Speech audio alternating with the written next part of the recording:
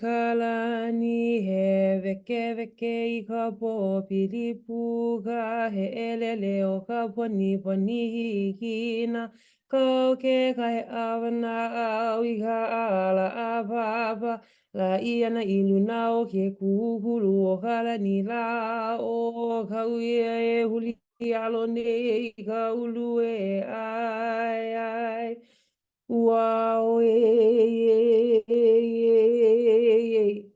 ho mai la ko mala mala mai ga honua nei ga mauli ola ua o Hawaii I ke oli no nei mai ka pina ka velo na kala ka hiko ia iha I ke mano mano ka I ke kori umai o kikilo mai o ka uno o ia o ka pula ma pa amaka I puoka I ke ai ai wow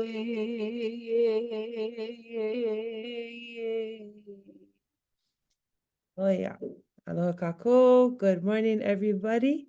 Super grateful to be here with you folks. This was our opening protocol piece that we usually do with the oli included, and that oli that I shared is called Ua'ao Hawaii. It's one that is really, really familiar to Hawaii people who have grown up in spaces of Hawaiian immersion experience.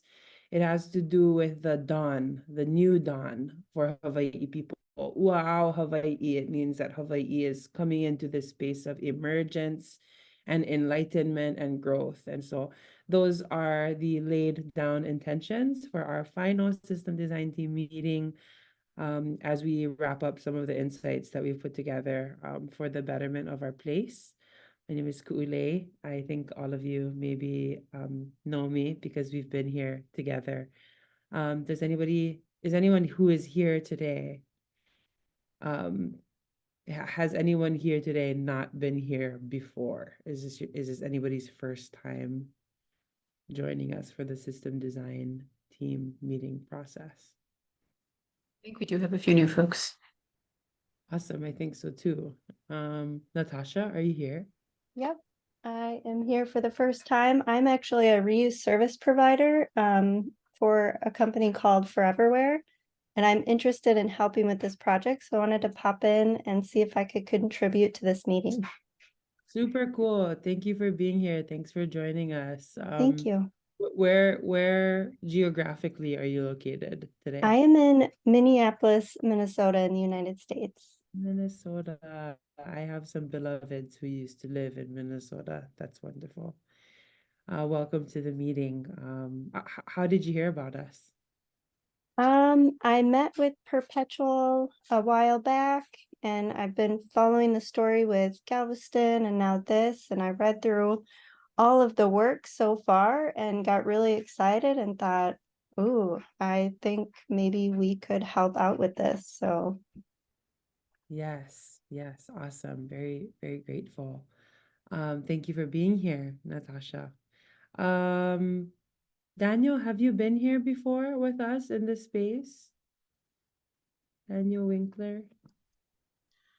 Hi, on a very early meeting I haven't been here in a while, but I'm just here to take notes on behalf of Toby Taniguchi and Les Hanano, because they wanted to be here, but they had already had other things set up. So, I'm here on behalf of KTA Superstores and yeah, sitting in to take notes for them. Awesome, Daniel. Super cool. My ohana, we're pig farmers, so we have a good relationship with KTA. We pick up their produce. Oh, that's awesome. Yeah, I know who that. Yeah, and yeah, right on. So mahalo for being here, and I'm super excited and grateful. The intention of today is to kind of do a little recap. We can go to a couple next slide and next slide. This is the timeline that we're currently at. Yeah, we did that, and we're here. Yeah. So currently, this is the last week of March 4th. I think we're here. Or maybe this is the week. Yeah, because we started the week on the 4th. We're here to wrap up and share back some of the learnings from the volume data collection and analysis. So Hannah, super grateful. I think Hannah was able to join us this morning. Hannah and Tanya and also Lauren. They've been doing a lot of outreach to local businesses to see what kind of containers, what kind of actual containers and materials, and also how much of each container is estimated to come out of certain businesses. So we have some updates on that that we put together from the spreadsheet that we're using. And just to review the system design plan as far as where we're at now. We also have an opportunity to collectively vote to influence the vote of a reuse icon. So that's also something that we hope to do today and this morning. So just ano ay mekeloha, welcome everyone. This is an awesome space for us all to contribute by just unmuting. You don't have to raise your hand. You can just unmute and ho'opuka mana'o as we go, and that'll be awesome. We can go to the next slide. I think, let's see. Ellie, can you share a little bit about the design review timeline? Of course. So following this meeting, the team will be taking all of the input from all of these series of meetings, as well as all the data collection that we've done, and synthesizing all of that into a first draft of the system design document, which will be released. The target date for that to be released is March 15th. So one quick week away from this week. And then we plan to do 2 phases of revision. So we'll have an open comment period from March 15th to April 19th, where people can review the full draft and see it all in one place, see it all together, and then provide comments. And then we'll also be having a public meeting during that time period. It looks like it's going to be likely April 16th, but we're still getting that date confirmed. So we'll have that to you as soon as possible. And then we'll be taking the feedback from that initial round of comments. Following April 19th, we'll do another revision on the draft and release a new draft by April 29th. And we'll have one more month of open engagement and review, one more community meeting for discussion to hear everyone's perspectives. And then we will consider that feedback after May 31st and create a final design document, which we will use to go forward. And that will be presented in June of 2024. So that's what to expect after today's meeting. Awesome. Mahalo, Ali. We can go to the next slide. And the next slide. Yeah. So today we're here at this opening protocol. We've done the opening protocol. We did a bit of the timeline review, and now we're going to ground in to really the foundations of this work. We call it cultural grounding because that's a familiar term. But what it really is understanding even beyond culture, the root reason that we're looking at reusable foodware as a system that's necessary for Hawaii community. And for us to take some time to really reflect on the bigger picture of why reuse in general is necessary. So I'm going to share my screen so that we can look at the mural for folks who weren't with us. I think folks like Daniel and the KTA folks, for those of you who weren't with us every step of the way, no worries at all. But we've been working off of this mural. And I think I put the link in the chat. I'm going to share my screen just for this portion. And then I think after this, I'll hand it over to you, Andy, to kind of open up the mirror and share from there. But for now, I'm going to share this. Can you folks see my screen? Yes. Can see. Awesome. So we've been working primarily in this part of the mural. And this is kind of like it's a tool for us to work both granularly in a really specific way of adding like post-it notes, virtual post-it notes about our thoughts on different parts of the system design.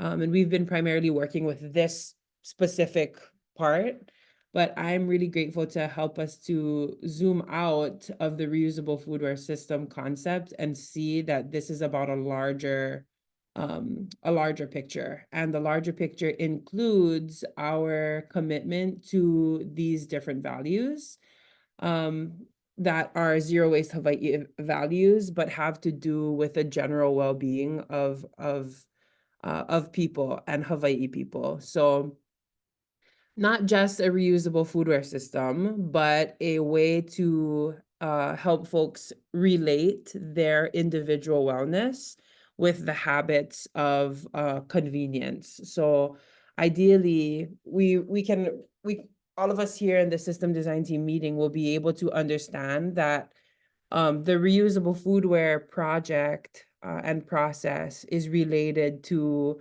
our commitment to reducing waste, which needs to also be related to our commitment to loving the environment and also committing to slower systems. For example, cooking dinner with our family has to do with our social health, our emotional health, our spiritual health.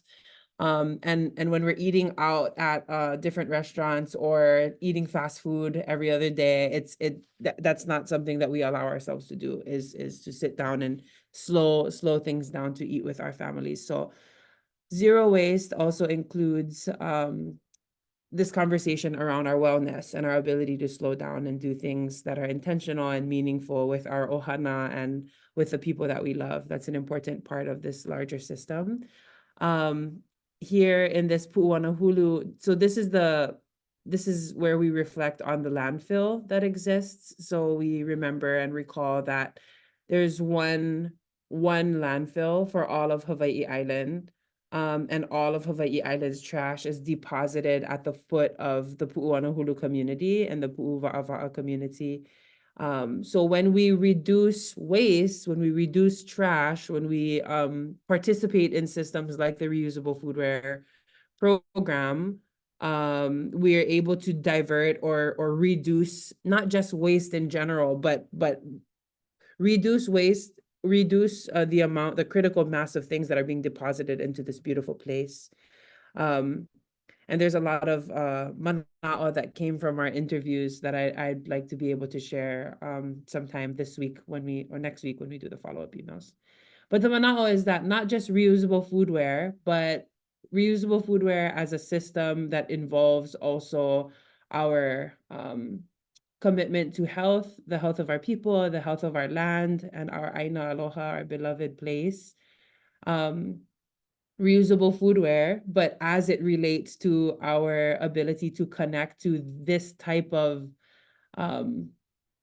experience. This is Lake Waiau on Mauna Kea, but it's important for us to really ground in to the larger picture. And so when we make time for huaka'i, or when we make times, like I said, to do things with our ohana, we experience things directly related to akua or to really magnificent land-based experiences.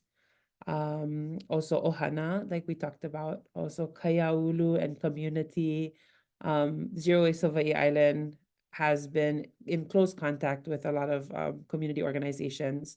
And so this part of our meeting is just to ground into the reality that reusable foodware is one avenue of our aloha for our place and our people. And by our, I mean Hawaii, specifically our location, but also folks in the general earth. So very thankful to take some time to focus on the outside larger picture before we get into the granular about the reusable foodware system and the reusable foodware program. So just mahalo for this time, and let us continue to do this good work for the betterment of our place and the health of our people. So mahalo piha, and I'm going to hand it over to I think Andy to facilitate the other parts of our mural meeting. Cool. If you stop sharing your screen, then we'll pop over to Andy's screen. Okay, very good. Awesome. Yeah, mahalo All right, kākou. so this is our wrap-up meeting, but we do have, as Kule already mentioned, 2 areas where we have been able to gather some more data and incorporate some of the feedback already provided to provide a new, some new information. So what I would propose to do is I think it would be really helpful to jump into those specific places first and have some discussion there. And then we'll close the meeting by, well, not close, but the second part of the meeting will be going through kind of reviewing everything we've heard so far and hearing any additional reflections now that we've sort of gone through all the pieces, just reflecting back as a group on, you know, any new insights or new perspectives that have come through this process. And we are not going to try to achieve any sort of consensus or convergent on this call. The good news is we have 2 months to continue to incorporate feedback. And so we just want to make sure we make the most of our time to hear the perspective of everyone on this call. And that we also get you inspired to take some of this and, you know, bring your friends and family to the public meetings and have them, you know, participate in providing additional feedback into this whole process overall. So with that said, let's start on it's going to be up and to the left, Andy. We now have some volume data on cups and containers. So you can see where we have this long tail of charts under scope and reusables. We're going to zoom in there and take a look at what Hannah, Lauren, and Tanya found. Hannah, I know you're on the call. Is there anything that you would like to just say by way of context or, you know, share a little bit of your experience in speaking with businesses about this? You and I haven't had a chance to talk about it, so I don't know what you'll say, but I'm interested to hear, you know, what you found. And Okay, I can totally touch on it a little bit. I'm also in transit because there's a Windward Planning Commission meeting today for Honolulu. Yay! Yay! Thank you for going. Yeah. I'll be there Yeah, shortly. they're going. Eola. Yeah, well, right. whatever's quick and easy. Thank you, Hannah. Yeah, it was a really, really great experience. There was only a few, I think I hit almost 50 businesses, and out of all of them, there were maybe 5 that were not, they were just a little bit more hesitant about whether or not it was realistic and wanting to know how it would impact them, which is, you know, so understandable. But for the most part, yeah, everybody that I spoke with was really excited about it and just wanted to learn more. And so they said that they would be reaching out to Ku'ule. And also, I mentioned when I was doing the data, I had it all inputted by Sunday evening, and then Monday I realized that I put a bunch of PPs instead of PETs, so I went in Monday morning and tweaked that. So I hope that it's reflected in this. Got it. Thank you. We're so grateful that you and your 2 colleagues did that work. I know that going and talking to 50 restaurants can be exhausting, but it's such important data and it's such a great chance for, you know, for this process to connect with individual businesses. So I'm very grateful for your work on that. So Andy, why don't you scroll down just a bit so we can see the first 2 charts. So what we've learned, and this was it, I was very interested to see this because I think this was the hypothesis from this group or the group that was gathered the first time we had this conversation, was that we might have more food containers being used in Hilo than cups. And in fact, that turns out to be the case. So, and not by a small margin either. There's quite a bit more containers than there are cups that are being used in the restaurants so far that have been spoken to. It sounds like, Hannah, you spoke with 50, just you. We'll need to make sure, I'm not sure that this data actually includes everything that you've added, but we'll double check and make sure that this is updated for the first draft of the system design. But I think that the conclusion will hold, which is that containers are definitely where we see greater volume. And you can see in the second chart here that the most common containers by size are small, is where we see the most containers, and the next is large, and then third is medium. And the pattern is not quite the same for cups. We have more large cups than small cups than medium cups. If you scroll down just a little bit further, Andy. So when we thought about where is disposable foodware being used, about half, and it's actually almost exactly half of the restaurants that were visited were using disposables both for dine-in and for takeaway, and then the other half were using reusable foodware of some kind for dine-in, and they were only using disposables for takeaway. So that's an interesting data point as well. It tells us kind of what's being used where. If we scroll down a little bit further, we'll see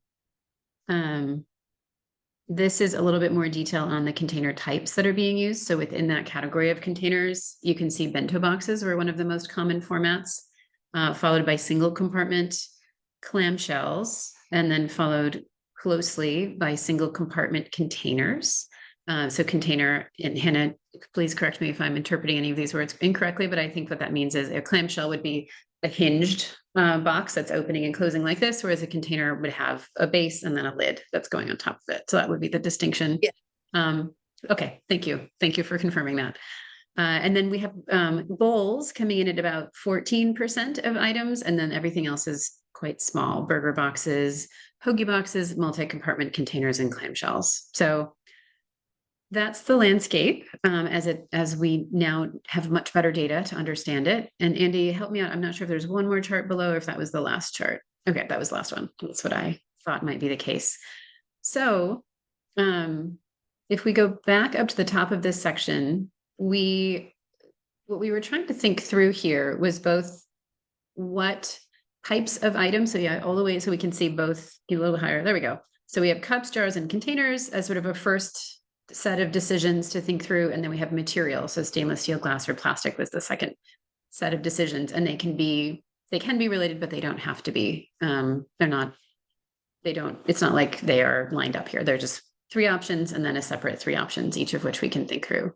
I'm not going to revisit all the commentary. Andy, if you want to zoom in just a little bit more so we can see it, just that top section, the cups, jars, and containers, and then people can have a better chance of reading the sticky notes. It's a test of how big your screen is or how good your eyes are.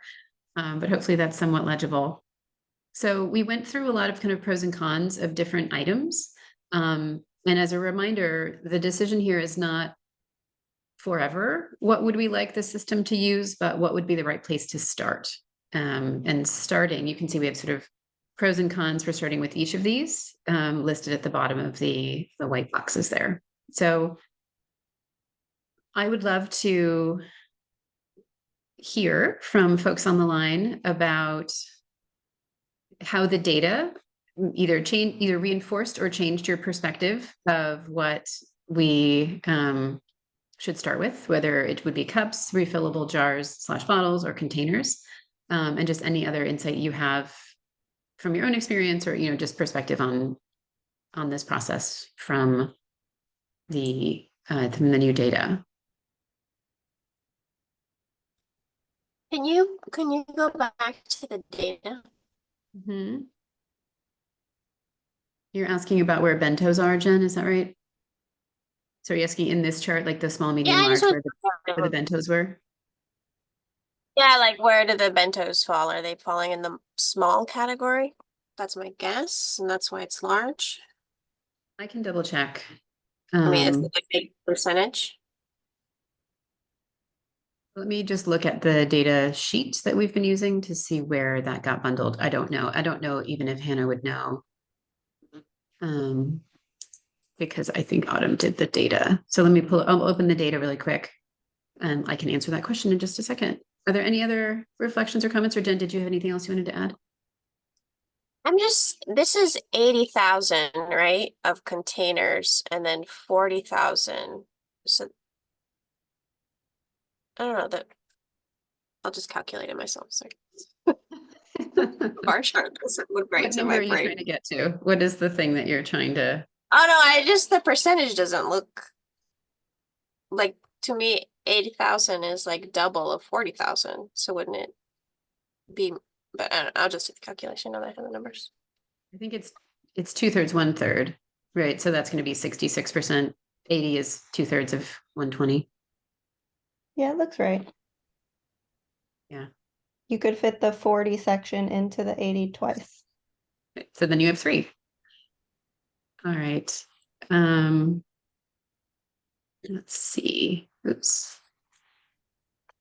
Other reflections or comments on seeing this data? I think there had been movement towards starting with containers on the assumption that containers were the sort of larger item. Yeah, we know that it is. Yeah, TC, go ahead. I was just going to add that a lot of the items that you see in downtown trash cans and areas around are the single-use containers. And most of the time when I've paid attention after eating out and starting this process with the group, I'm seeing the carryout is mostly containers in the restaurants. The beverages that are usually taken, if they are taken at the same time, are kind of the prepackaged, what do I would say, large vendor containers, like the plastic bottle filled with Mountain Dew or Coke or Pepsi, or aluminum cans with Hawaiian Sun or something in it. So it's not that the restaurant is providing that beverage from a dispensing soda fountain, type of machine. There are some of those, but a lot of the places that do takeout don't have those bulk dispensing machines. So they're not providing, a cup to go with it, or a disposable cup to go with it. Mhm. But the containers, short answer is, I guess this squares with what I've seen, and reaffirming some of those earlier discussions. Thanks, TC. I'm interested, I mean, I think what this data says to me is that there is probably a real argument for starting with containers. I think the mix of containers is a really interesting question, because while there may be more containers overall, if you have more different kinds of containers, then there might still not be enough commonality. But it seems like there actually was a lot of commonality in the types of containers used, in terms of large containers, large clamshells. The formats being used could be accommodated in sort of a couple of reusable containers. You wouldn't need 15 different items to meet the demand on the container side. So if we were to, I'm not proposing that we make a decision as a group, but if the decision were to say, starting with clamshell, with containers, not specifically clamshells, but with food containers of probably at least 2 size options, would anyone have concerns about that? Is there anyone who would say, I'm really not sure that's the right way to go? That, there's a reason that, is there, just would love to hear any pushback on the idea of starting with containers. I guess it's an issue to me of like, are we starting with clamshells? Or are we starting with bentos? And what are the potential options for bentos that exist? I'm just thinking of lid attachment, right? Is it like something that's already hinged, or is it like 2 separate items that we have to deal with, like losing lids, I guess is where my mind is going. I think there would be options in both cases. So if that's something that you want to add in as an important design consideration at this moment, I think it's a great thing to call out. There certainly exist in the market different size bento boxes that can be reusable, and there exist both hinged and separate sort of lid and bottoms. So what would you, if you were choosing, Jennifer, what would be what you'd argue for, what we think would be the best option? I mean, I think lids will get, if they're not attached, will get lost, but I'm not sure. I think there's a leaning towards stainless steel in the data that we've gathered. And I don't think there's any like hinged stainless steel container options regardless. So maybe it's a moot point. And I'm still waking up with my thinking. Yeah, have some more coffee out of your reusable cup. So was someone jumping in? I was just going to concur with that. I think your stainless steel hinged options are very limited, if existent at all. And I would say on the bento box, bowls or other things, a little bit of a stackability issue. Know of a great bento box design that has any stacking right now on the market. I think a lot of more bowl shapes, etc. So I think it's something we just really need to consider, both from a materiality perspective, if the community is really committed to non-plastic materials. What are the real options there within for things that will be stackable enough to be feasible? I'd like to add there's a pro and a con to that attached lid piece from the lids getting lost or just once something becomes disconnected from its mating source, there is that high potential for the user to lose it or damage it so that it can't be remated with, the rest of the container. But if you do a hinged option, then you have to also try and consider what the logistics of the washing system is going to be, because anything that has a hinged lid on it takes a lot more space in a dishwasher system. And so you're not going to have as much throughput when you're doing washing, and your stacking or storage areas also are going to take more space. You don't have to store a separate item, but the lid being open in it during that washing phase, and then likely if it's being stacked, that lid is going to be open as well while it's stacked, so that it nests, the lid and the container nest individually as they stack up. It takes more space. Not advocating for either one at this point, because I think there's a lot of decisions to be made, but it's just something to point out.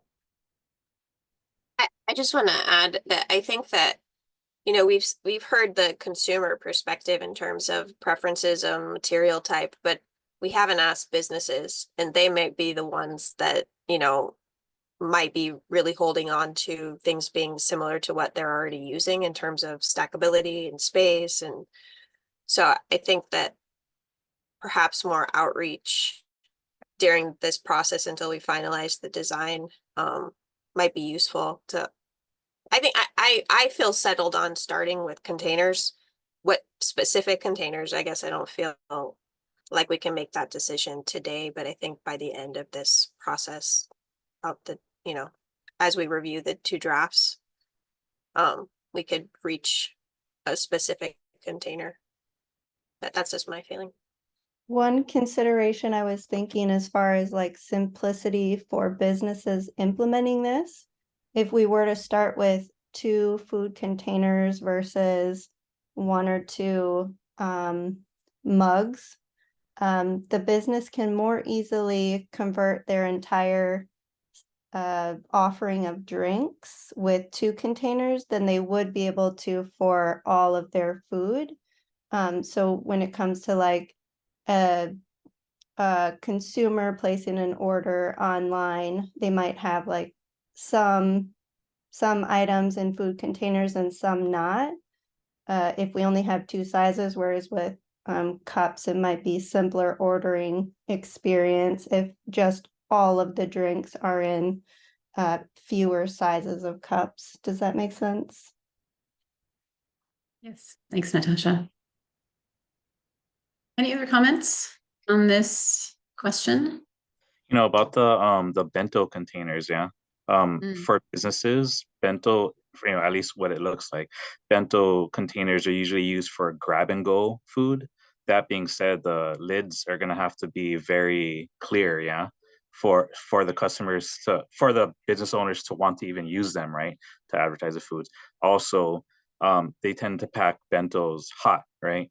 The current plastic bento containers allows like the heat and the steam to escape.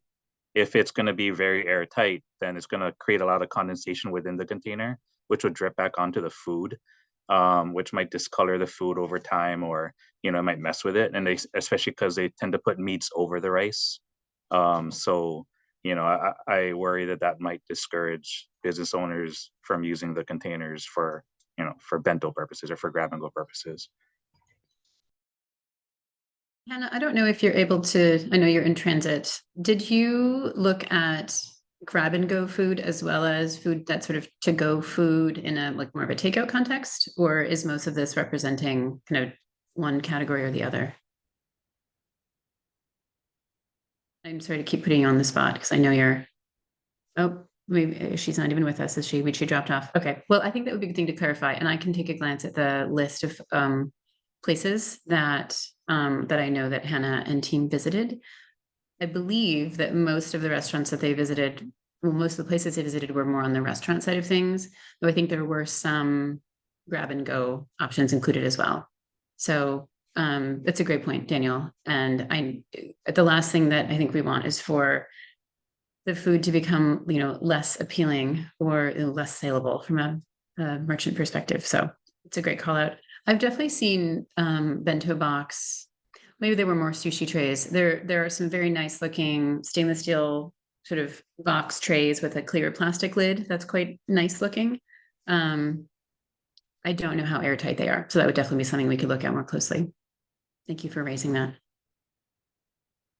Other comments or thoughts? Going once, going twice. I want to make sure we have time to talk about bin locations as well. So any Yeah, I other think, thoughts on, yeah, go ahead. just briefly, Daniel, mahalo, Piha, like, just thank you so much for sharing that. I think, it's important that we consider those things, and I'm thankful that even though, I'm just thankful for your willingness to share, and I don't want that to go unnoticed, or like, I hope that you continue to feel good about offering your perspective on the challenges of some of the things that we're presenting. I know you weren't here to hear this part about being so welcome to the term was like poking holes. Like, somebody was like, I don't mean, somebody was like, I think it was Uncle Troy, but he said, I don't mean to poke holes in your folks' plans or in your arguments, but these are all of the problems that I see with that, and my manao to that was just that we hope that people poke as many holes as possible in our planning process now, so that we can address that in the next few phases, as we make sure that this is a plan that really actually considers all of those things. So I hope that you feel empowered to continue lending your manao that is very specific and valuable to this process. So just please continue to share, so we can consider all of these things. Yeah, just wanted to mahalo you, Daniel. Thanks, Kuli. Thank you. I appreciate that. Yes, this is absolutely the time to poke holes, please. Better now than later. Anything else on this topic for now? It sounds like, I think there may be even a bit more data that wasn't fully captured here, so we'll make sure to dig into that. And I think we can definitely do some follow-up on some of these specific use cases, like the grab and go, to make sure that we're considering what would work in each of those contexts and where this is able to start, and then maybe how it expands over time if there's different needs that can't all be accommodated with the same set of materials from the very beginning. Okay, so that was where we had new data. I think we'll go next to the map. So we took a lot of feedback from the group that gathered 2 weeks ago on a draft map of Hilo, and well, not a map of Hilo, but a draft map of where collection bins might be best placed in Hilo. We have not that one, Andy, scroll down. The map, the link is further down under Data Science Institute mapping. See, there's a yellow highlighted link. That's the one we should be looking at. And we can drop that in the chat as well. If people want to, it's definitely easier to look at on your own screen. And you can actually click on and off some of the different layers. So yeah, Andy, if you're able to share the map with us, I can kind of orient you all to what is what. So one cool thing that we have layered onto this map right now, this thing that sort of looks like a heat map, is actually foot traffic data. So you can see on the legend on the right side, we have Hilo boundary, we have workshop A, workshop B, county rubbish bins, automated points, and then foot traffic heat map. And each of those check marks, you can turn them on and off, so you can see just one layer at a time. Right now they're all on, which does make it a little bit hard to interpret. But if you zoom in, just pick a random spot, Andy, where there's some stuff going on, and we can zoom in and sort of orient to what this looks like. So the foot traffic data is from 2021. So it's not the most current data, but I think it still is a really interesting example of where people tend to be for a period of time. And it also can be really hard to see the map when it's on. So leave it on for the moment, Andy, but I think we'll turn it off when we get into a little bit more detail on the on exactly what's where. So it will be impossible for us to go through all of this right now and get more feedback on it, but I wanted to just orient you to what's here, and we'll make sure to provide strong instructions when this is released as part of the draft one system design so that it's you can actually look at each point and think about, is that the right point? You know, should it be moved? Should it be somewhere else? What are we missing? So if you see, there's a legend that it's not easy to see in here, but the fork and knife are restaurants. We have graduation caps, which I don't think there's any on the screen at the moment, that are schools. We have footprints, which are parks and public spaces. Yeah, so you can get a sense of all the different things going on here. And you can see there's also points that are just circles. So yeah, so there's a graduate. So there's a school. You can see, thanks, Andy, for hunting down a school for us. And then there's a few other symbols that are not jumping out at me at this moment, but we'll make sure to provide a complete legend when we look at this in more detail. And to maybe turn off the heat map for the moment, because it does kind of become overwhelming on the eyeballs. So I just wanted to share a few things that have been added.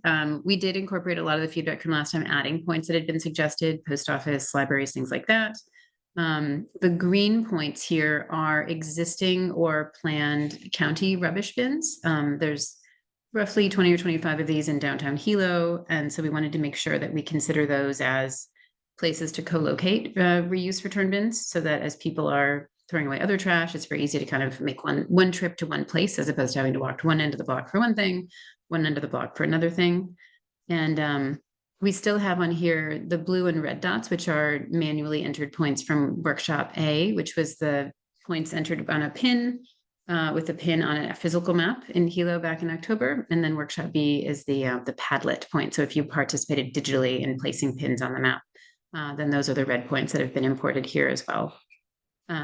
So I want to make space for any reactions or thoughts that folks have. I realize it's really hard to kind of get a full sense of what this looks like because there's so much happening on the map. So without kind of zooming in quite a bit and going street by street or really getting a sense, I don't think we have time to do that in that much detail at this point, but wanted to share the updates and really excited for more detailed feedback when there's a chance for that. And I think what we would hope to do at the in-person meeting is have this again printed out in a large format, so it's easy to engage with in a physical form, so that you can really get a sense of what would be where.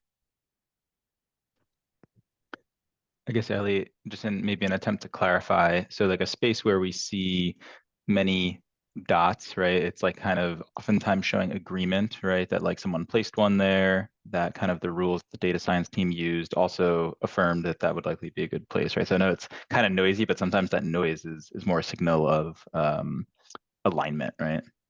That's exactly right.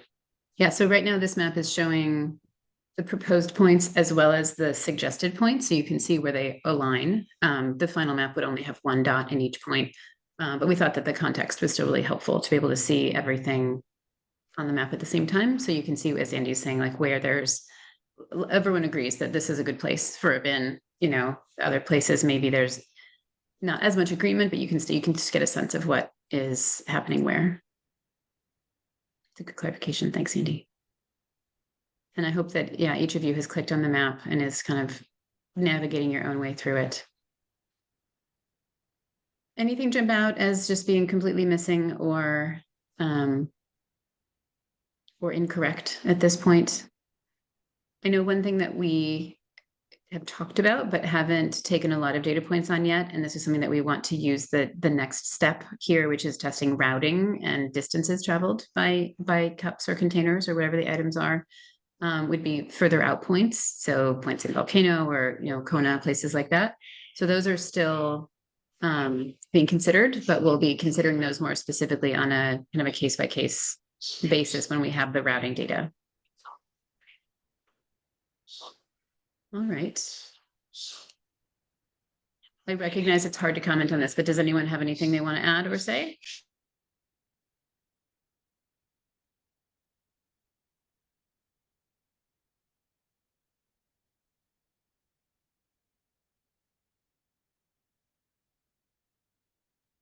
Great job on this.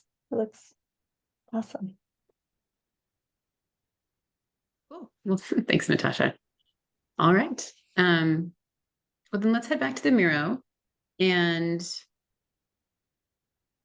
what I think we'll do is we're just going to kind of tour through the Miro and hear any additional reflections, having gone through each section of the system design planning process now.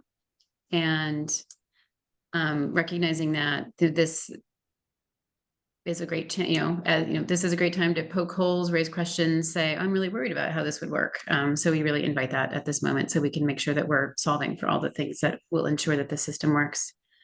Andy, let's actually start in the upper left corner where we have those sort of 3 or 4 boxes. There we go. Starting with revenue models. So revenue models was one of the first areas that we talked through. And if you scroll down to the bottom of this section, we actually did arrive at a collective alignment.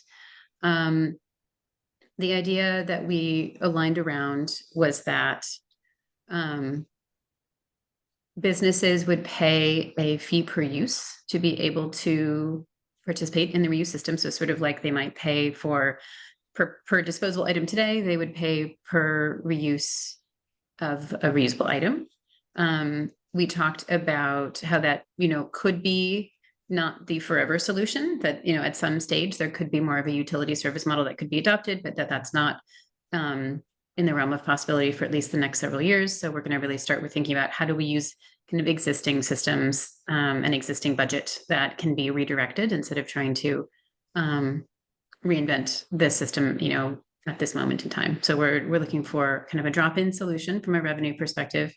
And we did talk about the possibility of having variation in the per use rates based on the volume that individual businesses were using. And we talked about some of the pros and cons of that, but that there could be some way to provide incentives to businesses to use more reusables and to acknowledge the value of scale in the system and volume. So I'll just pause here, having gone through kind of the full, and I know not everyone's been through every meeting, but any new reflections on this topic?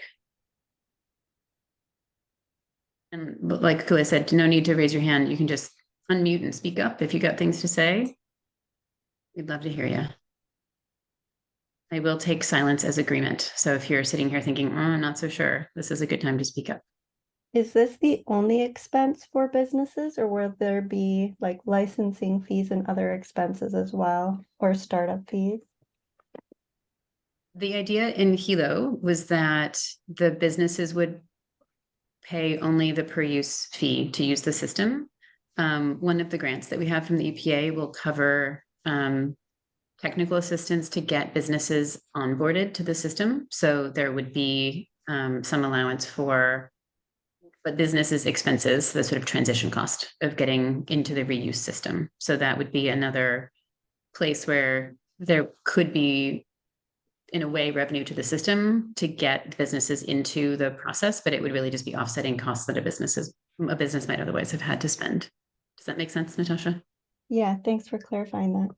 Mm-hmm. I feel like the fee is the fee, and everyone should pay, the businesses should pay the same thing for the fee. Mm. Otherwise, you penalize people that are just starting up and maybe the volume is small, but then if their expense is larger, it would create a hardship for them. Thank you, Malu. I appreciate that perspective, that having one price might just be more fair and more consistent across the system. I think that makes sense. I think it certainly wouldn't be intended as a penalty for businesses, but I hear what you're saying, which is that it would feel like it's a higher cost for those who are just starting out, and that doesn't help them very much. So thank you for raising that. Any other comments on revenue model? Okay, let's cruise on over then to what we just were here at the scope and materials. So I think we've talked about scope, and we've had a little bit of commentary on the materials, but any sort of remaining or additional thoughts on either which items to focus on and which materials would be preferred in a Hilo reuse system? and maybe just for those who haven't been with us before, since it's really hard to read all of that in a quick moment, the general sense was, and Andy, if you scroll down just a little bit, I think you can see some of the user feedback or the community feedback said that people, I think it's all the way at the bottom of this section. There we go. So we had some feedback from the workshops around what people prefer. There was definitely a strong preference for stainless steel and glass for cold drinks, for stainless steel for hot drinks, and then for to-go food, stainless steel. And then as people considered what new options might be available in the future, stainless steel was still the material that people expressed the most preference for, with a sort of bioplastic, plant-based plastic option as something that people were interested in. Glass is still in there at a decent level, and then ceramic is also represented. And I think that's interesting to note. What we've talked about for the sort of bottles, jars, is that those would be glass, and those would be for kind of bottled, sort of prepackaged drinks, sort of like the system that is the Locavore store currently uses with their coconut water bottles. I know many of the folks that are making juices or iced coffees or teas or things on the island are using glass. So that would be a format that's already very present. If that could be circulated more effectively, that could be appealing. And then we just had a conversation about what people might want for containers in terms of plastic versus stainless steel. And one thing I will note, and Andy, we can zoom back out of this section here and maybe just back up to the top, but there's a system in Monaco that uses glass for to-go food, glass with sort of plastic snap-on lids. And we're going to send Dagny, who is based in Paris. It's a short hop over to Monaco for her to check that out and just see how it's working for them. Last time we checked in with them, they said it was working really well. Breakage wasn't an issue. People really enjoyed the glass because it was clear and see-through, so very appealing, could be microwaved, all that kind of stuff. So we're going to get a little bit more detail on the viability of glass containers, and we can share more about that. Can I ask, Ellie, how the Yeah. people what's their return? Do you guys know how the containers are returned? There's two options. You can return them directly to like a staff person at a restaurant. You hand them back to them and they process the return. They do have tech-enabled return bins. And I can send you a picture of one. I don't think I have one just handy enough to put it on the screen right now. But you can sort of think of it like the return bin. It's almost like those little compartments. Like you put your A little bit sort of like a mailbox. Apple locker. Yeah, The like that. locker, Thank you. Amazon That's- locker or something like that. A little bit more see-through and cooler, but Mhm. similar. So it's sort of like, yeah, you place your item back into a little space, like a little cubby hole, kind of. So they're not getting dropped on each other or smashed. So it's an interesting idea. So we'll have more to share about that really soon, but in case that's interesting for folks, as glass as an option for containers. Obviously, weight is a downside of glass, which we've talked about. Any last reflections on material? Yeah, go ahead. I think there was an important comment earlier that maybe hasn't gotten as much consideration or as much importance placed on it in both the material type and the sizing of containers. I mean, this group, we've really been focusing mostly on what the user preference is, but I think that we have to set an expectation for the people that have participated here and just moving forward, that a lot of the consideration of the final decision may come about by the just direct logistics of what the businesses who are most likely to participate can accommodate. Not to say that they may not have to change some of their processes or something, but the way that the food is presented, as well as how they have space limitations and or other things, I think we have to prepare ourselves for the type of conversations we have had not being the end result. It may need the businesses to provide a little bit more feedback, and that will weigh even more heavily or at least equally as heavily into the decision of the material type and the types of containers. So just a mental expectation for people to keep in mind. And cost and availability, is that factored into this discussion as well? Like, is there, you know, a certain type of container available commercially to purchase at volume? I think, of course, that's a consideration. I do think that given the scale of what we anticipate the system can be, there may be some more flexibility in that in terms of the ability to, you know, custom order something that would, you know, be specifically designed for the Hilo system, but it's certainly not going to be dramatically different, I think, from what's available commercially. So yes, we're working within that reality as well.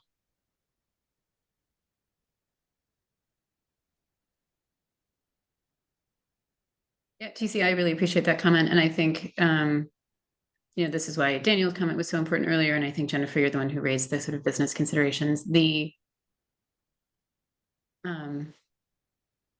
This process is sort of necessarily iterative. Sort of getting to a draft is going to be necessary to get some people's attention on what's happening. And then there's going to be reaction, you know, like it's going to have to be like, here's what it could be. And then people might say, oh, well, that's never going to work for these 5 reasons. So then we iterate or we adapt. So I think that's why we've set the process up the way that we have, to have a lot of consideration with this group and, you know, with anyone who's, you know, willing to spend this time.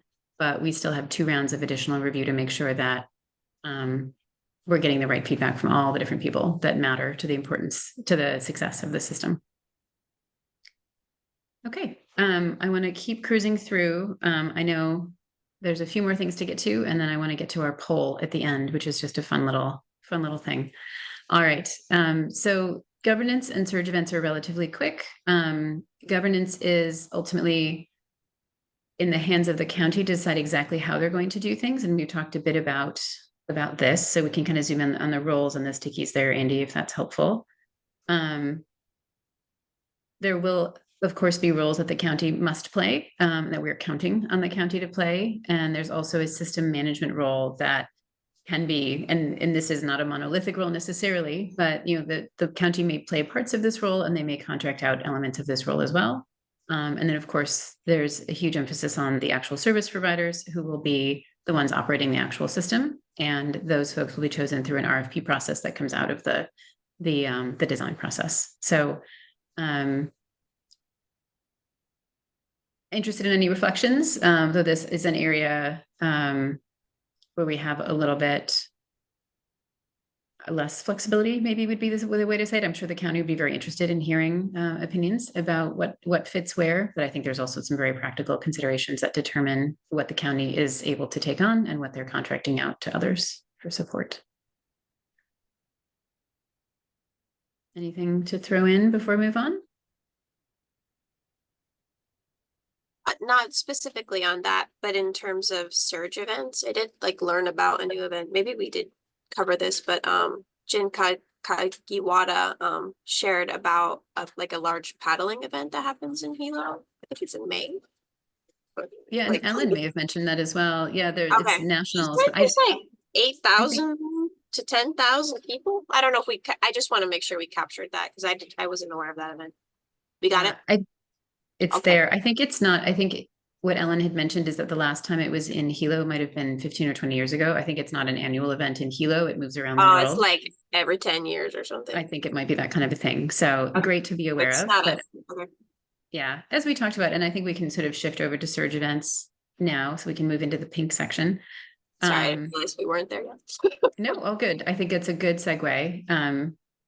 And in this section, I think what we acknowledged and agreed is that while the events that Hilo experiences can be, you know, thousands of people, the you know, a cruise ship in port is sort of the equivalent of a surge event, and the system obviously has to be set up to accommodate those tourist flows. And so we didn't identify any surge events that would require massive extra capacity for the system. But the system will, by definition, sort of be able to handle the surge events that are happening. And we don't need to plan for a sort of a whole additional surge plan, which is the case in some other cities where they get hundreds of thousands of visitors in a single day, for example. And it's just not the reality in Hilo, which is makes it easier for us, at least in this context. So any additional kind of comments or thoughts on the either the governance or the surge events? Okay, let's keep moving then. Oh, yeah. Did I miss someone? No, just I just wanted to say that I wanted to recall that this is the final system design team meeting. So it makes sense that we don't have very much to add because we've been working on these things for 7 whole weeks now. So ideally we're not having any qualms about what's here because we worked so intricately in the previous weeks. But with the exception, of course, to Daniel and Natasha, for the folks who haven't been part of this discussion or maybe who haven't, we're just refining. We're refining at this point. So the awkward silences are appropriate, I would say, in this phase. But also, if anyone, like Ellie said, if anyone feels led to chime in, please do. Now would be the time. Yeah, but thanks, Ellie. I appreciate that, Kule. I wasn't taking the awkward silences personally, so. I'm sure. All right, let's go over to our wheel of reuse circulation on the right-hand side here. So we can start on the technology box at the top. What we've talked about, and we had some great discussions here, but we didn't arrive at a specific collective decision. But we talked about the pros and cons of kind of sign up to reuse, where you have to have people kind of registered to use the system before they're able to check something out versus a very spontaneous system where the tap to reuse option is, where you can either use a credit card or a token or some other form of kind of system credit to be able to check out an item quickly, which keeps the transaction process very seamless. And my sense is that the group is sort of leaning towards, let's keep it easy, let's keep it smooth, assuming the technology is there and it exists and it's, working well out in the world today. Really most of our focus was on ensuring this would be accessible to everyone who wanted to use it. And so I think a lot of the discussion we had about this was kind of in either context, making sure that if someone doesn't have a smartphone, if someone doesn't have a credit card, that there are very easy ways for them to still be able to check out an item in a way that works for the system and that works for the person. So we talked about the use of tokens. We talked about that people could either prepay for tokens. So if you're someone who just doesn't want to carry a credit card around, you can prepay for a token. Or if you're someone who maybe you are not able to pay for a token for whatever reason upfront, that tokens could be provided as part of different benefits programs that folks in the community are receiving, if they're unhoused or just at a time in their lives where they don't have the extra cash, and so they're getting a little bit of extra help. So that's where we landed on that. We definitely connected it in those discussions to the next topic, which is the sort of deposit versus non-return fee. So it may make sense to kind of go through all this together and then reflect on questions. So separate but related to the checkout process of, having an app that you're signing into or a web page that you're using to access a reusable item versus a tap to reuse, there's also what are we doing to help people have an incentive to bring things back? And the different options that we talked about here are, you don't pay anything when you check it out, but that sort of prepaid token or that credit card is a way to recuperate the value of the item if it is not returned to the system, so that if someone checks something out and they don't return it, then they've effectively purchased it. But in contrast to the deposit model where people are paying something at checkout, which can feel like a purchase, and disincentivize return, people may have more of a behavioral incentive to kind of bring something back, because they want to avoid losing the funds that they've guaranteed the item with. In a deposit model, deposit models are also common in many parts of the world, though there's a trade-off in sort of how high the deposit can be before it becomes not accessible. to most people. So in the deposit model, this is where you would pay something at checkout and then you get it back. Whoever returns the item gets it back.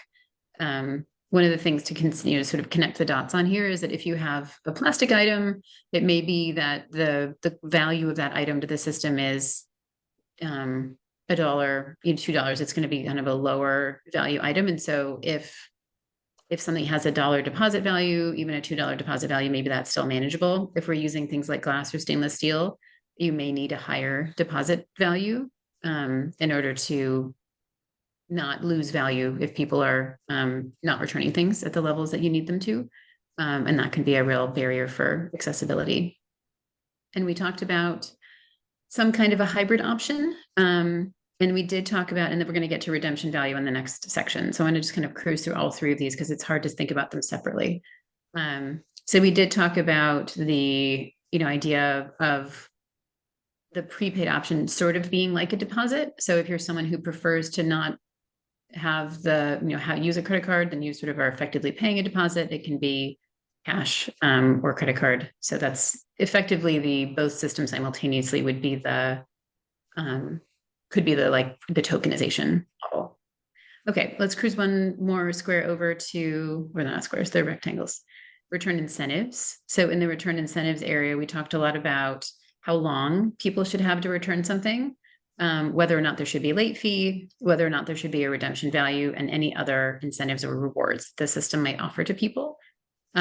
We have some interesting data on time frame, but ultimately we decided that without having a final map, it was very difficult to know how long would be an appropriate time to give someone to return something. Knowing how easy it would be to return something and how everywhere the bins would be was a really important consideration. And thinking about how long that would take.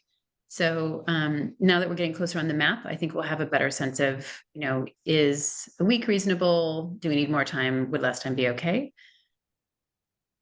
We would recommended no late fee, that charging people to, a fee, even if they do end up returning something just because they returned it late, did not seem in line with what the group felt was appropriate and sort of the most productive model here. So the proposal was to use other types of nudges and reminders to help people return things on time, but to not use a financial penalty for the late fee.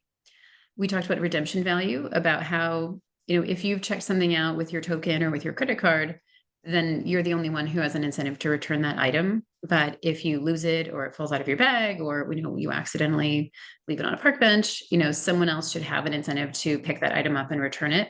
And we talked about that being the redemption value. So the redemption value could be something along the lines of 15 cents per item. And that's something that we're doing some additional research and testing on with the community that, might be the folks who'd be inspired to return something, to understand what's the right amount. If you're collecting stainless steel clamshells, it's going to be a lot heavier to return a certain number of items. So does that impact, how much they need to be worth from a redemption value perspective? So I don't think we're recommending a specific redemption value today, but it's something that we're trying to test and get some good data on. So we know what a good redemption value would be that would be effective in the community. And we definitely talked about the importance of having other types of incentives and return rewards, just to keep people positively incentivized, as well as, getting some, the risk of a fee, for example, if you don't return your cup at all. Okay, so that's the whole view of all the different rewards, incentives, checkouts, everything. A hole in something Yes. in the screen on the left about how you charge for it. Huh? From the retailer's part or at the cashier part, I think the simpler is better. I can see it real confusing if you have both options. Say, example, a customer comes and they buy 10 things that have the container, the reuse container, and they may go, oh, I want these 4 on the non-returnable model, but I want to pay the deposit on the 6. And I can see a cashier getting confused on how to, on all that. That's very practical, Malu. Thank you. I agree. And that's a great reminder that we need to really think about, how people will behave in the system. you know, we can make assumptions about people might want it all one way or all another way, but yeah, for various reasons, people might have different preferences. So Simpler making sure the is better. system, yeah, simpler is better. That's a good rule of thumb. Thanks, Malu. Other comments on sort of this set of checkout models, incentives, and return incentives? I know Kule has normalized our silence, so it's okay if you don't have anything you want to say here. Just want to create a little bit of space in case anyone's having a, oh, I just thought about this, or what about this other idea?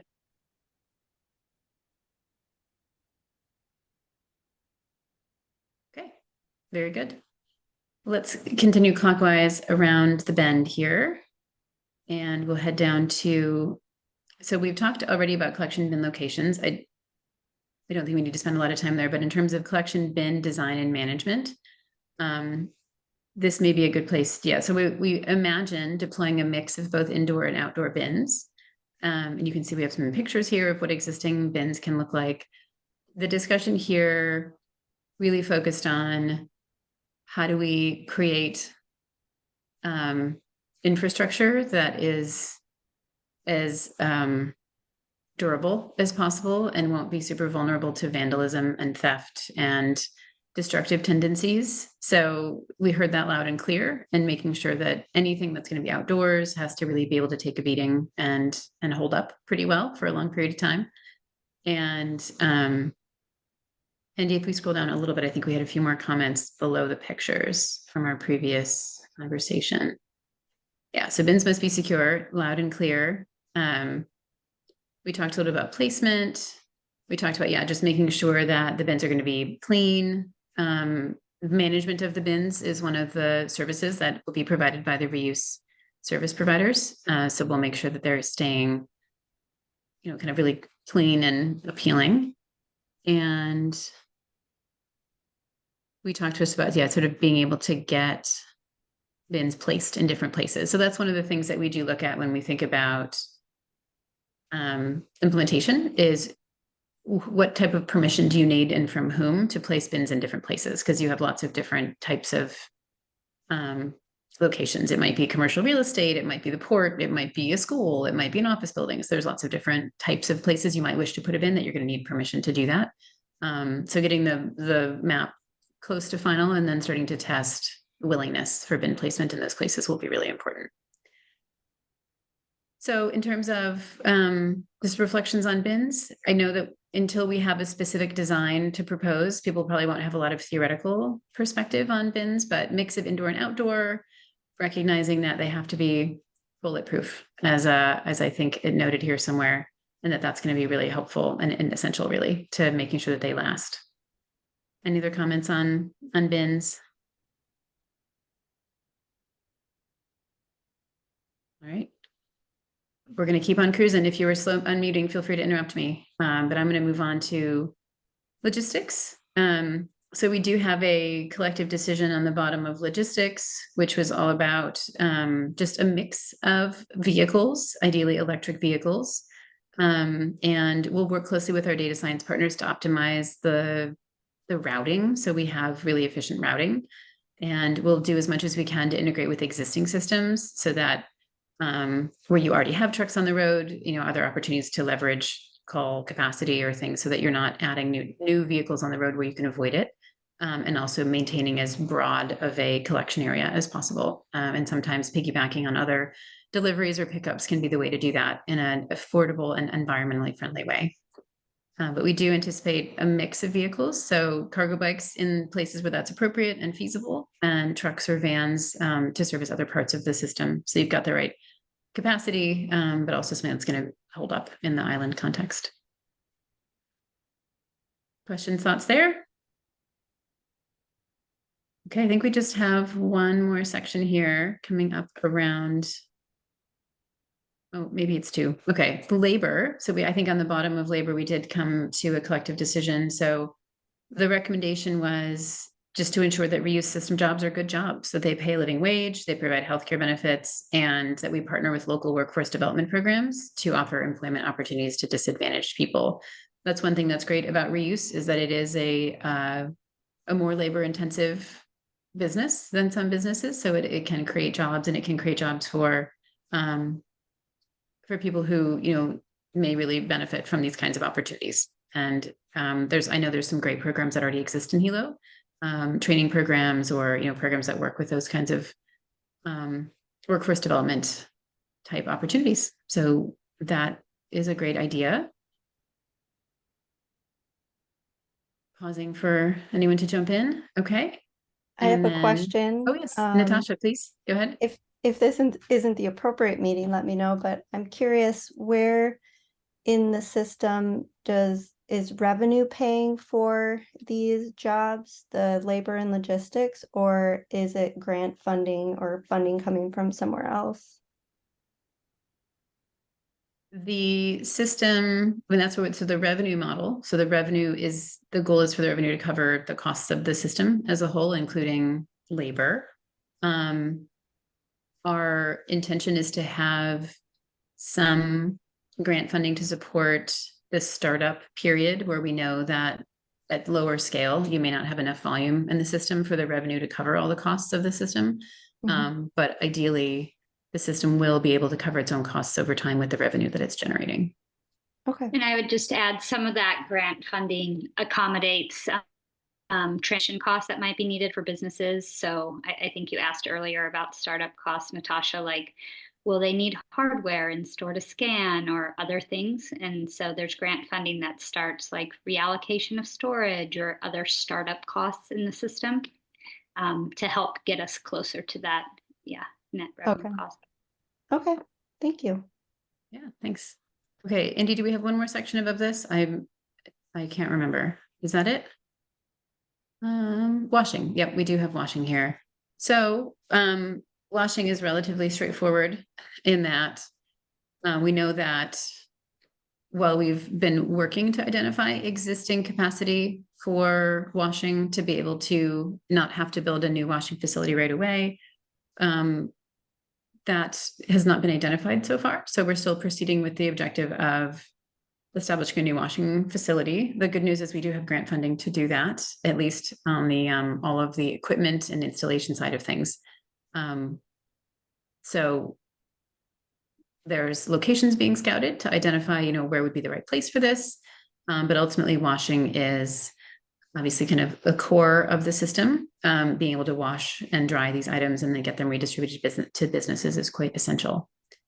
I don't think we had a lot of discussion about this. I think it was just a question of getting something stood up that's going to, you know, meet all of the needs and health codes, be efficient and effective, and be in the right spot. So more details to come on exactly where that's going to be and exactly how it's going to work. But we recognize the need for a new wash hub. And depending on, you know, especially as the system is scaling up and may not utilize the wash hub 24/7, you know, it can be a resource potentially to fulfill other washing needs within the community with, you know, where that can work. All right. Well, I think that's everything that we've sort of worked through as a group, and you'll see all of this will come together beautifully in a system design document that is going to be built off of the pre-read material. So it'll look very familiar at first, but there will be the design recommendations specifically will be built into that system design document, and all of the details that we're able to fill in that maybe we don't have just exactly ready today. We'll be building those in, and there may even be some that come, you know, still over time as we get everything finalized. So I think we can stop sharing the Miro. Hopefully that wasn't too tedious. Going through all of that makes me realize the 7 weeks, we've accomplished a lot in 7 weeks.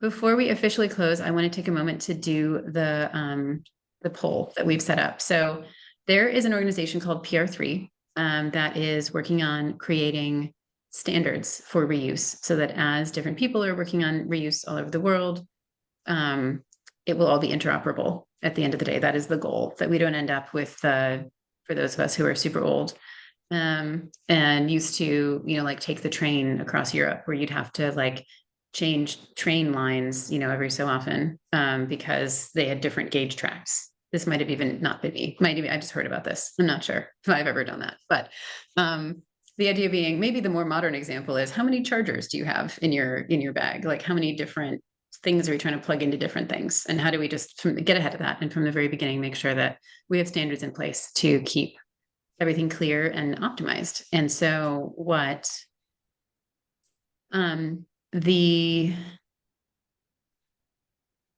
PR3 group is doing is they are trying to align on a symbol that will mean reusable. And they have put together 9 options. Can people see the poll yet? Or do we need to actually launch it? I think I need to launch it here. Let me, if I press, oh wait, are you, people, I'm not sure if, Cooley, did you launch it? No, you didn't. Okay. No, I think it's important for us to see the Yeah, they're in here. Okay, so I'm going to relaunch it because I think it was just test launched earlier. Okay, can everyone see it now? Did it pop up on your screen? Okay, so you'll see there's 9 poll options, and they are labeled A, B, C, D, E, F, G, H, I with letters. And I have my own commentary about these that I will not share with you because this is meant to be your own unbiased perspective. So take a look, and please, you can click on your top 3 preferred icons. So you can multiple choose up to 3. If you choose more than 3, then we'll just take our favorite 3 from the 3 that you chose. And Can you thanks. hear me? Can you hear me? Yeah. Did you just put the screen up? Yeah. So like Yeah. what people are trying to solve for with Yeah. the poll. Yes, yes, Yeah. yes. Go ahead, So Kool-Aid. the idea, the objective is that the symbol should be really, so does anybody know what the symbol for recycling is? Like recycling? It's notoriously confusing, I think, because what a lot of people think is the recycling symbol is not, in fact, the recycling symbol. So, Well, what's the actual recycling symbol? the actual recycling symbol is a triangle with chasing arrows, but it doesn't have Yes. anything in the middle. So the thing that people Yeah. often confuse is, like, on plastic containers, there's a triangle that has a 1, 2, 3, 4, 5, 6, 7 in it. And that's called a resin code. It has nothing to do with recyclability. So I think there's a lot of confusion between those 2 triangle symbols. Yeah, Yeah. I'm thinking of the three arrows. Like There you go. a That is lot the of correct times, I don't recycling know. symbol, Kool-Aid. Yeah. So we're looking to gain feedback on one for specifically for reuse. So if this symbol is on a plate, this is like something that's it's reusable. So people are voting, and I think this is why I didn't want to launch this poll just yet, but Oh, I'm sorry. I didn't realize you wanted to share the screen first. No worries. there Because I think people are making decisions based on the small little thing in the poll right now, like those little things. But this is like a larger, kind of a larger, you can see the images in a larger way. So this is the boomerang. This is A. I'm gonna end this poll, and then we'll come back to it when we can be done with this part. But so this is the boomerang. It's simple. It evokes the idea of something returning. It also looks like I didn't even know that was a boomerang. So that's what that could be until I saw the word boomerang next to it. But this is A. This is B. These are circling arrows. It's simple, familiar, suggests circularity. This is C, super cute, reuse butterfly, love her. Transformation evokes the fragility of nature and is an infinity loop. So that's the reuse butterfly, that's C. D is going to be this bottle swap type thing. I think not all reusable things will be bottles, so this might be a little bit misleading, being that I'm assuming that even foodware will hold these things if they're reusable. But so this is the bottle swap, and this is D. E is this infinity loop. It's used for some reuse already. It's simple and clear. This is the circling arrow, which looks like when the Netflix is not loading, you have to keep pressing this button so that it can load, This is that. This is the reuse rose that incorporates this spiral type of design. I think Ellen really liked this because it's Similar to the Pico concept of the spiral. It's reflective of ancient times, so it says. Doesn't really look like a rose. But I can see how that would be, looks a little like a paper towel or like a toilet paper roll. That's a little bit like, okay, anyway, maybe my commentary should be reserved. I'm I'm sorry. enjoying your commentary. Next, we have this reuse heart, super cute. Stands out and is notable.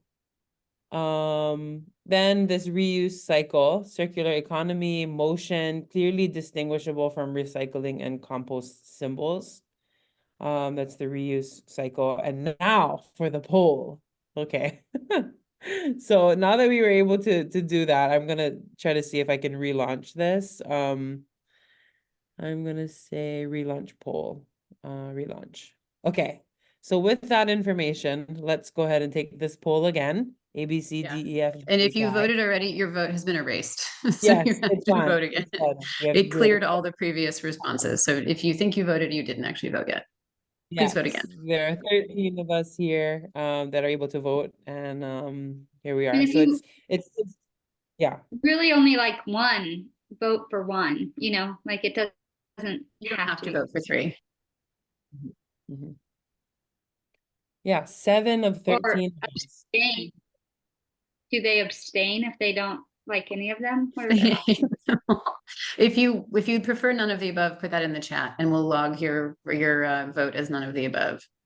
Mhm. 7 of us took the poll, and there are still another 13 minus 7 of us to go. I'm not sure if people are on their phone, it may be hard to access the poll. So if this is Yeah. challenging for you, given the way you're accessing this meeting, just message me and we can make sure to log your votes one way or another. And if it's challenging to message me because of how you're on the phone, then email me afterwards or Kool-Aid. Everyone has Kool-Aid's phone number at this point, so. Awesome. Yes. Yeah. Is anyone struggling to vote with the poll? I think maybe a bunch of us just Okay. aren't voting. I guess I wouldn't count as a voter anyway. Yeah, I didn't vote, so. Yeah. Dagny, are You you? didn't vote, or you're you're- not able? Okay. I didn't. Why not? Because we voted, this is a PR3 process that is going through many different channels right now, and we voted through a different channel already. So we're just trying not Well, I to. don't want to weigh the community. I want to see what the community is interested in. Oh, There's a that's bunch nice. of us Okay, that's here. fair. That's fair. I'm like, hello, why not? We need to participate. You're like, ready to Yeah. participate. All right, we got 8 now. Okay, yeah. I think, does anyone need any more time? 61% of us participated. That's a good number. Okay. All right, should we end the poll? Do people want to see the results? I'm happy that we can share them. Yeah, let's try that. Let's end that and share results. All right, can everyone see the results? So of course it's hard to see. It looks like the infinity loop is the one that got the most votes, E. And that was followed by the circling arrows, bottle to bottle, A, B, C, D, E, F, G, the heart, and the circle cycle. And the ones that did not get, nobody Nice. liked the boomerang. I'm sure that you didn't bias anyone, Kool-Aid, with your knocking the boomerang. I didn't even know that was a boomerang. Funny. Oh, did I? A, B, C, D, E, F. The rose did not get any love either. Nobody likes the rose. Wow, it was my commentary. Yeah, Kool-Aid, this Oh, is just. I You're a hate that trendsetter. rose. I mean, it looks like a rolled up to newspaper to me. Yeah. Oh, newspaper is more flattering than what I had said earlier. So there's that. Oh my gosh, 0 for the rose. That's Yeah, 0 for the rose. So, All Yeah. right. all right. Well, thank you everyone for that feedback. We'll make sure. Jennifer, are you going to send it back through the PR3 process? I think you're on the panel, aren't you? Yeah, we were supposed to kind of gather more information beyond just our own personal opinions, I think, as part of the process. So I'll incorporate this feedback in. We're supposed to choose like the top 3. of these. Yeah, and it's symbols. really cool to be part of this thanks for just inviting us in, because this is a general, like, global, right? Global or national Yeah, symbol? representatives globally. Global. So globally, whatever image that's decided upon will be the global symbol for Well, reuse. So It first goes through the US, but the idea it's for ISO, the International Standards Organization, the US body of that organization is doing this process, and then it will go out. So awesome. it won't go Awesome. global immediately. Just Sure, we'll get there. We'll get there. We'll get there. Awesome.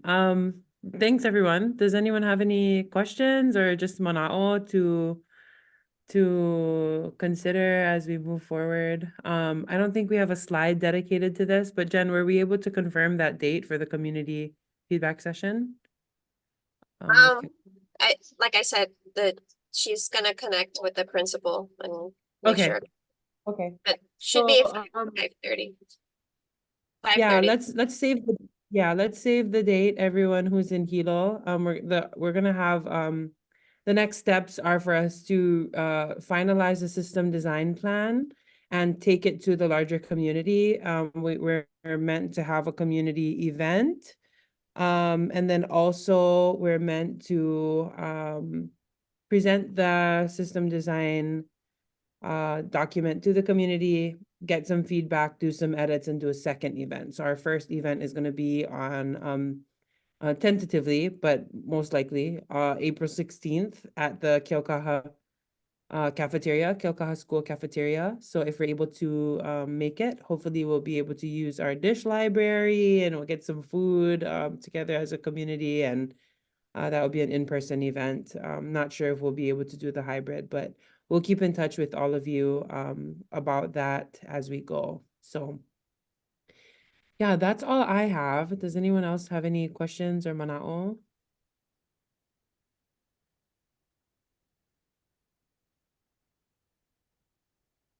No. Ellie, any thoughts? Any closing thoughts? I just have so much appreciation. Those of you who've been with us for every of the 7 meetings, thank you for the 15 plus hours of your time that you've spent with us. It's been so valuable to this process. And I think a lot of fun most of the time. So I'm just really grateful for the level of engagement that we've had. I'm grateful to those who've gone to businesses and gone to friends and family and gotten additional feedback and brought it back into the process. This is so important. This is how this will ultimately be successful, is because people took the time and the energy to be part of the process. So I'm really grateful. I'll share my gratitude, and I'm really excited for what I think is possible in this space with this group and with this community, and really grateful for the leadership from you, Kule, from Tiff, from Jennifer, from Ellen, from TC. There's so many wonderful people lending their energies to this work, and I'm grateful for you all. Yes, we're really grateful to be part of it. Mahalo for allowing us a position to lead in this work as Indigenous stewards, but also as like the local organization. Just it's been really awesome working with Perpetual. Andy, thank you so much for your mural skills. We're super thankful for you and all that you've contributed to. So for those of you who don't, maybe Daniel and Natasha, for those of you who don't know, Andy is from a partnering city. So Andy is it's like the concept of like, do you even go here? Like, he doesn't even live here, but he's not even part of this like, he's not even part of this city, and he just came over at our request to help us with the mural. So thanks, mahalo piha ya o ko pakaya pa no ke kako ana maya mako o ka Hawaii. Thank you for all of the things that you folks have contributed. Daniel and Natasha, thanks for making it out to this final system design team meeting. We're absolutely indebted to Pu'uanahulu, which is in this photo here that we're looking at. And all of the things that we're doing is in aloha for this place, and also for each other. So thank you all for your mana'o that you've lent. Craig, thanks for all of the things that you do as the county person that facilitates our relations with the county. Malu, and also let's see, Kiera, and yeah, all of us here. Just mahalo piha for joining, and I don't have anything else. So if no one else has anything else, I will see you folks when I see you folks. Mala mapono and ahui oloa.